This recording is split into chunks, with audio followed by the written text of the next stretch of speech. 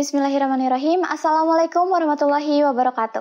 Salam Pramuka. Perkenalkan, saya Kanaya dari Pangkalan Madrasah Aliyah Serbabakti Suryalaya akan menyampaikan materi kepramukaan mengenai kompas, khususnya kompas bidik.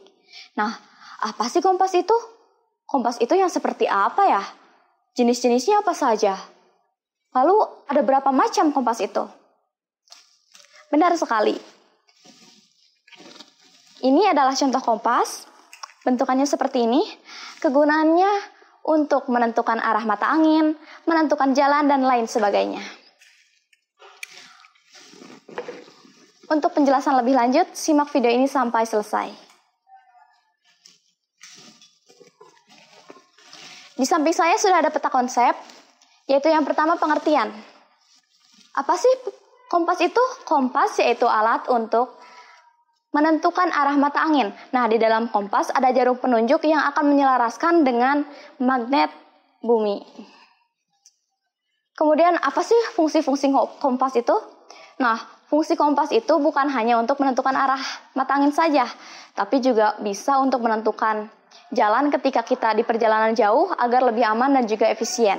Selain itu, kompas juga bisa untuk menghitung besar sudut kompas dan juga peta.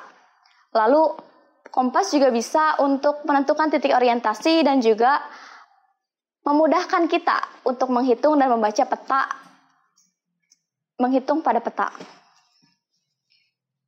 Kemudian kita masuk kepada jenis-jenis kompas. Itu yang pertama kompas analog dan yang kedua kompas digital. Nah, apa itu? Nah, kompas analog adalah kompas yang biasa kita gunakan sehari-hari dan sering kita lihat. Contohnya saja ketika acara pramuka. Nah, seperti kompas bidik ini, itu adalah termasuk kompas analog. Pada kompas analog, kita menggunakannya dengan cara manual, yaitu dengan cara menyelaraskan jarum magnet yang ada di dalam kompas.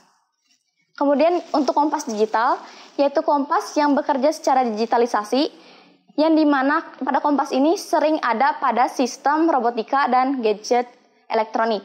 Contohnya pada handphone, komputer, GPS, dan lain sebagainya. Kemudian kita masuk kepada macam-macam kompas. Yang pertama ada kompas silva. Nah, contohnya seperti ini. Pada kompas silva berfungsi untuk menghitung dan juga membaca peta. Kenapa kompas ini berbeda dengan kompas yang lain? Karena untuk digunakan kompas ini yaitu dengan menaruh kompas ini di atas peta. Karena itulah kompas ini transparan. Kemudian yang kedua, kompas lensa. Nah, contohnya seperti ini. Kompas lensa atau bisa juga disebut dengan kompas biasa, sering kita temukan di kehidupan sehari-hari. Nah, kompas ini hanya memiliki fungsi dasar saja, yaitu untuk menunjukkan arah mata angin. Nah, kompas ini juga lebih praktis dan juga sangat mudah untuk dibaca. Lalu yang ketiga adalah kompas bidik atau kompas prisma. Pada kompas ini berguna untuk menghitung besar sudut objek dengan utara magnetis bumi. Oh iya, kakak-kakak ingat dengan arah mata angin? Nah, untuk mengingat-ingat kembali, saya akan memberikan sebuah lagu yang bisa kakak-kakak ikuti. Mulai ya, Kak. Barat, barat laut, utara, timur laut, timur, tenggara, selatan, barat, daya. Satu kali lagi. Barat, barat laut, utara, timur laut, timur, tenggara, selatan, barat, daya. Nah, itu adalah arah mata angin. Kemudian kita masuk kepada bagian-bagian dalam kompas. Yaitu yang pertama tutup knop. Nah, ini adalah tutup knop. Dan di tengahnya ada lubang. Di lubang ini ada kawat tipis yang disebut dengan visir. Nah, kawat visir ini bisa untuk membidik sasaran. Kemudian di sini ada jarum kompas. Nah, jarum kompas ini tanda panah berwarna hijau yang selalu menunjuk ke arah utara. Kemudian ada juga skala sudut kompas atau disebut juga dengan dial. Nah, pada dial ini adalah angka yang ada di dalam kompas, di bagian dalamnya, bukan di bagian luar.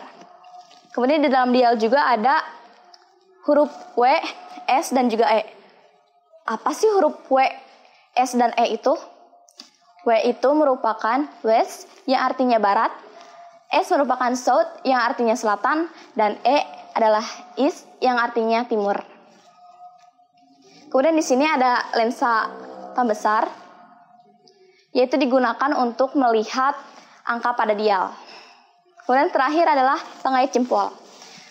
Nah, setelah mengetahui bagian-bagian dalam kompas ini, sekarang kita akan mulai bagaimana cara menggunakan kompas dengan baik. Yang pertama, posisi kompas harus datar, karena jika miring, jarum kompas tidak akan bergerak. Nah, kemudian yang kedua, posisi tangan, kita masukkan ibu jari kita ke pengait jempol, dan jari telunjuk di sini. Nah, seperti ini. Kemudian, posisikan lensa pembesar ini ke arah kompas sekitar 50 derajat. Ketika jarum kompas sudah stabil dan juga ini sudah datar, baru kita bisa membidik sasaran. Dan di bagian atas lensa pembesar ini ada lubang kecil, di mana pada lubang kecil ini harus sejajar dengan visir. Contohnya seperti ini.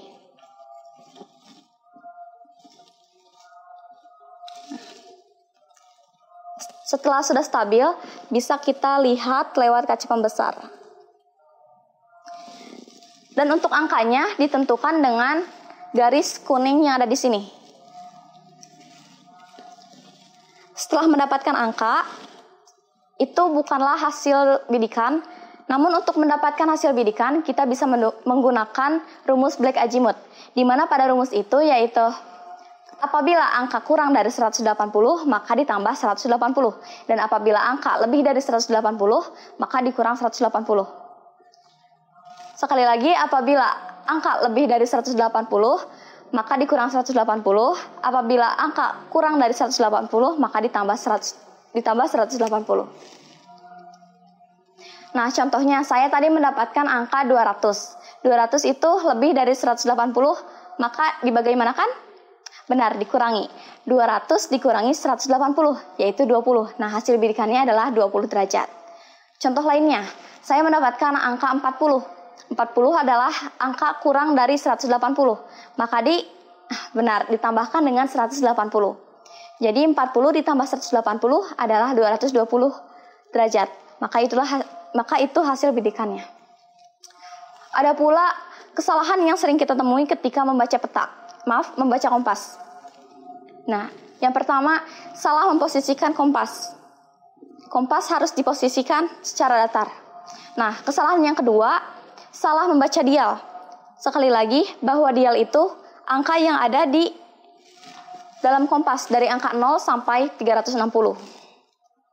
Kemudian kesalahan yang ketiga, yaitu ketika jarum belum stabil, kita sudah membidik dan menghitung kompas. Nah, itu kesalahan yang sering ditemui.